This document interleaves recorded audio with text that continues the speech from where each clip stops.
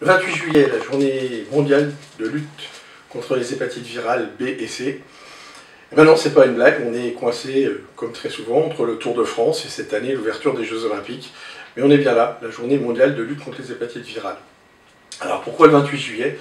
Historiquement, la France, depuis 20 ans, avait donné l'exemple en créant une journée nationale de lutte contre les hépatites virales, d'abord C puis B et C. Elle a mené des actions en mai et en octobre.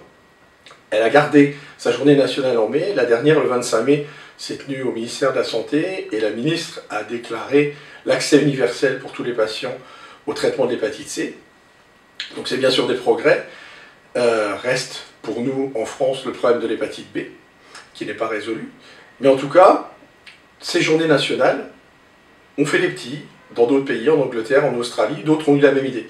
Et il y a 9 ans, l'OMS a accepté de mettre une journée mondiale de lutte contre les hépatites virales pour organiser, coordonner l'ensemble des dispositifs et donner de la puissance à ces recommandations.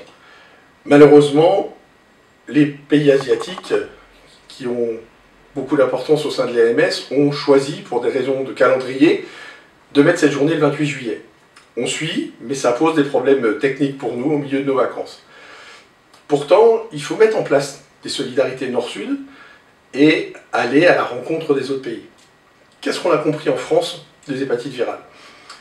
On a compris qu'il ne pouvait pas y avoir de fracture sociale, qu'il fallait absolument, si on veut bloquer l'épidémie, traiter tout le monde.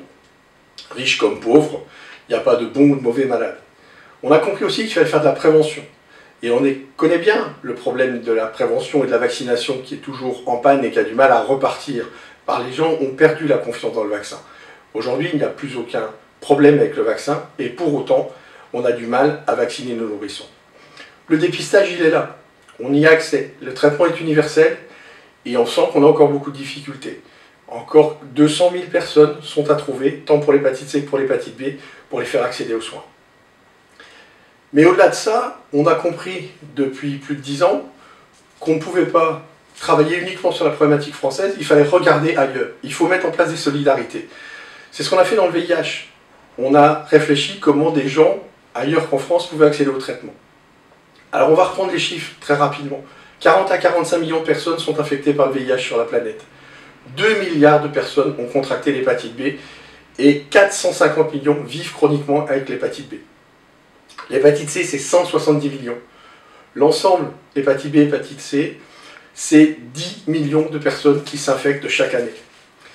Et dans les revendications qu'on porte cette année, pour cette journée mondiale, la première est probablement, pour nous, les 2 millions de personnes qui se contaminent par l'usage de seringues.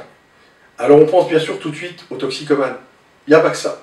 La France a porté l'idée d'une seringue à usage unique depuis les années 80 pour lutter contre le VIH.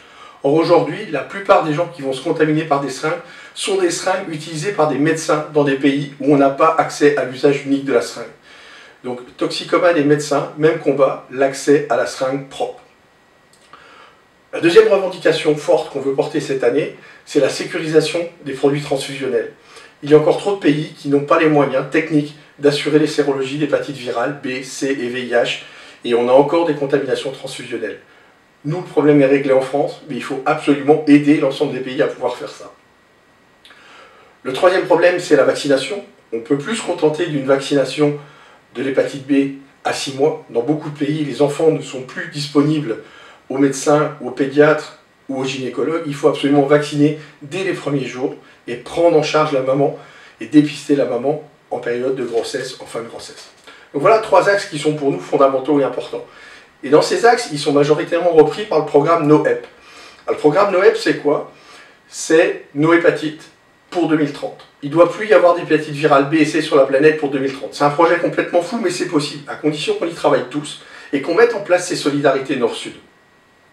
Donc plein de programmes vont être disponibles dans différents pays, mais 1,4 million de personnes qui décèdent chaque année des complications liées à leur hépatite B, plusieurs centaines de milliers d'enfants qui se contaminent simplement en naissant, c'est juste inacceptable aujourd'hui quand on a les moyens de les éviter.